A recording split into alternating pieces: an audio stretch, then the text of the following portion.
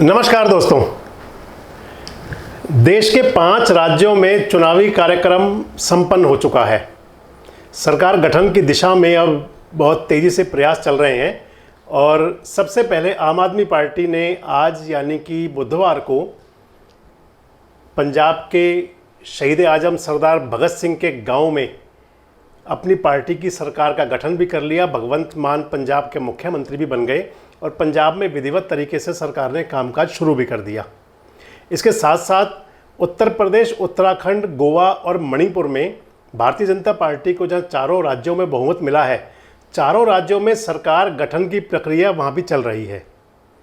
क्योंकि होली के दिन चल रहे हैं और कई ज्योतिषियों ने यह कहा था कि इन दिनों में सरकार का गठन ठीक नहीं है, तो माने तो इसके चलते भारतीय जनता पार्टी की सरकार के गठन में थोड़ी देरी हो रही है और होली के तुरंत बाद इन चारों राज्यों में भी सरकार बन जाएगी। प्रक्रिया जारी है। दोस्तों, आज मैं आपसे जो बात करने जा रहा हूं वो बात है हरियाणा की। और हरियाणा की बात हरियाणा प्रदेश के अंदर छोटी सरकारों के चुनाव के, छोटी सरकारों के गठन के और छोटी सरकारों को मिलने वाली ताकत को लेकर है। छोटी सरकार के मायने कि ग्राम पंचायतों व नगर निगम, नगर परिषद, नगर पालिका यानी कि लोकल बॉडीज़ के चुनाव को लेकर दोस्तों किसी भी राज्य के लिए, किसी भी क्षेत्र के लिए, किसी भी प्रदेश के लिए, किसी भी जिले के लिए स्थानीय जो छोटी सरकार जिन्हें कहा जाता है यानी कि जो पंचायती राज संस्थाएं हो गई और दूसरा जो स्थानीय स्वशासन की लोकल बॉडीज़ की जो इकाइयां हैं, ये किसी भी क्षेत्र के विकास के लिए बहुत मायने रखती हैं। किसी क्षेत्र के विकास के लिए, खासकर शहर और गाँव के विकास के लिए पंचायती राज संस्थाओं और निकाय संस्थाओं का बहुत बड़ा योगदान रहता है। जब यहाँ चुने हुए जनप्रतिनिधि होते हैं तो उनकी भी जिम्मेदारी होती है, वे भी अपनी जिम्मेदारी समझते हैं कि अपने क्षेत्र का विकास कराएं। और विकास की परिभाषा न केवल बड़ी बड़ी सड़कों से लेकर के शुरू नहीं होती है, विकास की परिभाषा ही यहीं से गढ़ी जाती है कि कस्बे के अंदर, गांव के अंदर या छोटे शहर, बड़े शहरों के अंदर वहाँ मूलभूत सुविधाएं हों, पानी की निकासी ठीक हो, गली गलियारे पक्के बने हुए हों, वहाँ जो गाँव के और शहर के छोटे स्कूल होते हैं, खासकर सरकारी स्कूल जो होते हैं, उनकी व्यवस्था अच्छी हो, उनमें शिक्षा का जो प्रचार वो बढ़िया तरीके से हो। क्योंकि पिछले समय में हरियाणा सरकार ने भी जो छोटे स्कूल होते हैं, खासकर प्राइमरी स्कूलों का संचालन गांव की पंचायतों को सौंपा था। इसके चलते क्योंकि गांव की पंचायत को लेकर के या शहर के जो नगर निगम और नगर परिषद, नगर पालिका के वार्ड के पार्षद होते हैं, उनकी जिम्मेदारी काफ़ी बढ़ जाती है और वे अपनी जिम्मेदारी का निर्वहन भी उसी तरीके से करते हैं। लेकिन हरियाणा के अंदर कहें तो 1 साल से इन छोटी सरकारों के गठन का रास्ता रुका हुआ है। सबसे पहले बात करते हैं गांव पंचायतों की।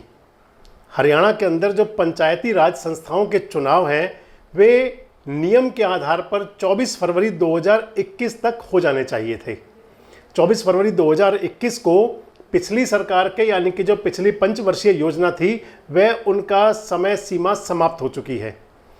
24 फरवरी के बाद से और माने तो उससे 6 महीने पहले से ही जो पंचायती राज संस्थाओं के लिए चुनाव लड़ने के इच्छुक लोग थे, चाहे वो पंच सरपंच की तैयारी करते रहे हों, चाहे वो पंचायत समिति और जिला परिषद के चुनाव की तैयारी कर रहे हों, वे अपने चुनाव की तैयारियों में लगे हुए थे। लेकिन पहले तो सरकार ने और बाद में कानूनी अड़चन आने के बाद में वह चुनाव रुका हुआ है। पंचायती राज संस्थाओं के चुनाव खासकर ग्रामीण क्षेत्र के विकास की कहानी कहती हैं। पंचायती राज संस्थाएं यदि सुदृढ़ होती हैं, मजबूत होती हैं, उनकी जवाबदेही होती है तो खासकर गांव और कस्बे के विकास के बारे में, गांव और कस्बे के विकास के लिए आम आदमी संतुष्ट रहता है। उसको लगता है कि कहीं ना कहीं उसकी आवाज़ उठाई जाएगी और जनप्रतिनिधि जवाबदेही अपनी समझते हुए उनके गांव और उनके कस्बे के विकास को गति देंगे। लेकिन जब चुनाव ही नहीं हो रहा तो उसके बाद में यह बात बेमानी साबित हो जाती है। इस बात के कोई मायने नहीं रहते कि पंचायती राज संस्थाओं का अस्तित्व क्या हो। दोस्तों, पंचायतों के चुनाव 1 वर्ष से अधिक समय से पहले हो जाने चाहिए थे। मैंने आपसे पहले ही जिक्र किया। हरियाणा सरकार ने पंचायती राज संस्थाओं के चुनाव से पहले उसके अंदर 2 संशोधन किए। पहला संशोधन किया कि पंचायती राज संस्थाओं में 50% महिलाओं की भागीदारी हो और दूसरा उसके अंदर संशोधन किया 8% BC यानी कि पिछड़ा वर्ग समुदाय के लिए आरक्षित किया गया। सरकार ने कहा था कि जो महिलाओं के लिए आरक्षित जो 50% वार्ड होंगे वहाँ या गांव होंगे, वहाँ पर महिलाएं चुनाव लड़ेंगी, लेकिन जो सामान्य सीटें होंगी वहाँ से महिलाएं चुनाव नहीं लड़ पाएंगी। इसी मसले को लेकर मामला उच्च न्यायालय में गया। पलवल के पूर्व मंत्री पूर्व विधायक करण सिंह दलाल के सुपुत्र उस मामले में सरकार के खिलाफ यानी कि जो पक्षकर्ता थे उसके वकील थे, और तभी के बाद से यह मामला पेचीदा बना हुआ है। मामला कहें तो अदालती पचड़े में उलझा हुआ है। 21 मार्च को इसकी अगली तारीख है, लेकिन 1 वर्ष से अधिक का समय हो गया। इससे पहले कई बार पंचायतों के ड्रा भी हो चुके, कई बार जिला परिषद के ब्लॉक समिति के ड्रा भी हो चुके कि कौन सी सीट किसके लिए रिजर्व होगी, लेकिन क्योंकि मामला अदालत में है इसलिए चुनाव अटका हुआ है। जब कभी सरकार से पूछा जाता है, मुख्यमंत्री से पूछा जाता है, संबंधित मंत्री से पूछा जाता है, तो वो कहते हैं कि अदालत का फैसला आने के बाद चुनाव कराए जाएंगे। लेकिन न जाने क्यों कोई भी पक्ष इस बात को लेकर के गंभीर नहीं दिखाई दे रहा कि पंचायती राज संस्थाओं के अधिकार उन्हें मिले, पंचायती राज संस्थाओं के अधिकार छीने ना जाएं। क्योंकि जब तक चुनाव नहीं होगा, पंचायती राज संस्थाओं के अंदर चुने हुए जनप्रतिनिधि नहीं होंगे, तब तक कहीं ना कहीं गांवों के विकास के मामले में कहीं ना कहीं रुकावट बनी रहेंगी।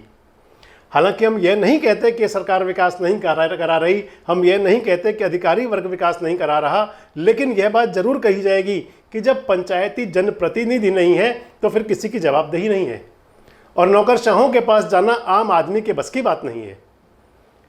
सभी लोग देखते भी होंगे कि आखिर कितने लोग, कितने गांव के लोग नौकरशाहों के पास जाकर, अधिकारियों के पास जाकर अपनी गुहार लगाते हों। यदि गांव का कोई जनप्रतिनिधि होता है तो उसकी जिम्मेदारी बनती है, और उसके गांव के लोग भी, बस्ती के लोग भी बड़े आराम से जाकर के अपनी समस्या को कह देते हैं। दोस्तों, मैं आपसे जिक्र कर रहा था कि जो चुनाव रुका हुआ है उसके पीछे जो 2 बातें हैं, एक बात तो है कि 50% महिला आरक्षण और दूसरा है 8% BC आरक्षण। इस बात में कोई दो राय नहीं है, सभी चाहते हैं कि महिला सशक्तिकरण का युग है, महिलाओं को शक्ति मिले। लेकिन आखिर ऐसे जाने क्यों ऐसी पेचीदगियां डाली गई। और एक सवाल और जरूर उठेगा कि जब विधानसभा में बैठे हुए माननीय, जब मंत्रिमंडल के बैठे हुए सरकार के वजीर यदि पंचायती राज संस्थाओं में 50% महिलाओं के आरक्षण की बात करते हैं, तो आखिर विधानसभा और लोकसभा के अंदर उन लोगों की जबान बंद क्यों हो जाती है? आखिर क्यों नहीं लोकसभा और विधानसभा के अंदर भी महिलाओं को उसी अनुपात में जनप्रतिनिधित्व दिया जाता? देश और प्रदेश की जनता जानती है कि लंबे समय से महिला आरक्षण संबंधी बिल लोकसभा के अंदर अटका हुआ है, संसद के अंदर अटका हुआ है, लेकिन उस पर कभी गंभीरता से चर्चा तक भी नहीं होती। और इसी बात को लेकर के पंचायती राज संस्थाओं के चुनाव रुके हुए हैं। सरकार इस बात के लिए पीछे हटती है कि मामला अदालत में है, और जो इसके अंदर कहीं ना कहीं विपक्ष के जुड़े हुए जनप्रतिनिधि हैं, विपक्ष से जुड़े हुए लोग हैं, वे संभवतः इस बात को लेकर के अपनी शान समझते होंगे कि उन्होंने सरकार के ऊपर नकेल कस दी कि चुनाव नहीं कराने दे रहे। लेकिन यह बात तो जरूर जाएगी जनता के बीच से कि आखिर इसमें नुकसान किसका हो रहा है। जब पंचायती चुनाव नहीं हो रहे, जब पंचायत के लिए जनप्रतिनिधि नहीं चुने जा रहे, तो कहीं ना कहीं गांव में बैठे हुए लोगों की आवाज़ अगर बुलंद नहीं होती, गांव के अंदर विकास का ढांचा सही तरीके से नहीं बनेगा, तो यह नुकसान कहीं ना कहीं गांव की आम जनमानस का होगा। और दूसरी बात, एक बात और भी कही जाएगी दोस्तों कि जो पंचायती राज और निकाय संस्थाओं के चुनाव होते हैं, ये राजनीति की प्राथमिक पाठशाला हैं। यहाँ से राजनीति का ककहरा सीख करके जो छोटे जनप्रतिनिधि होते हैं वे अगली लड़ाई तैयारी करते हैं। सभी ने देखा भी होगा कि ऐसे कितने ही जनप्रतिनिधि हुए जो पंचायती राज और निकाय संस्थाओं से होते हुए लोकसभा और राज्यसभा और विधानसभा के सदस्य की कुर्सी पर पहुंचे।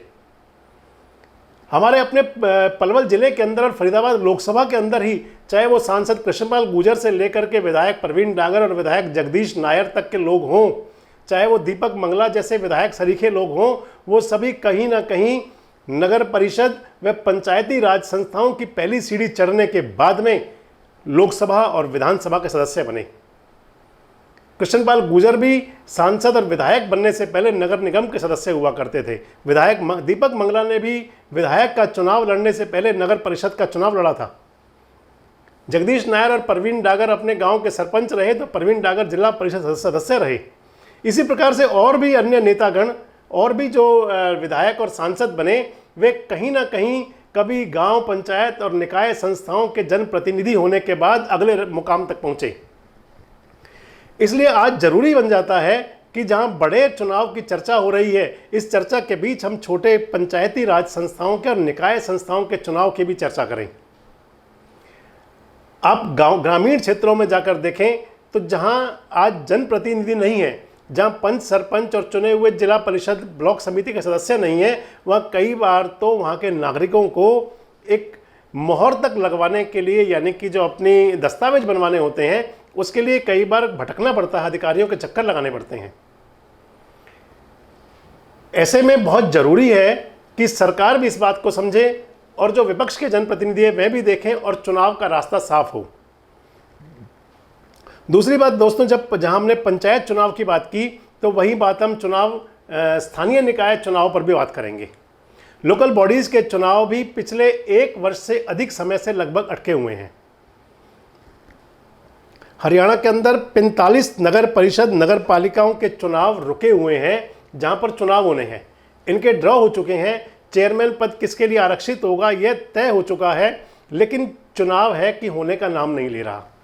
तैयारियां सभी कर रहे हैं, लेकिन झटका तब लगता है जब सरकार के वकील अदालत में खड़े होकर यह कहते हैं कि हमारी अभी चुनाव लड़ाने की कोई मंशा ही नहीं है।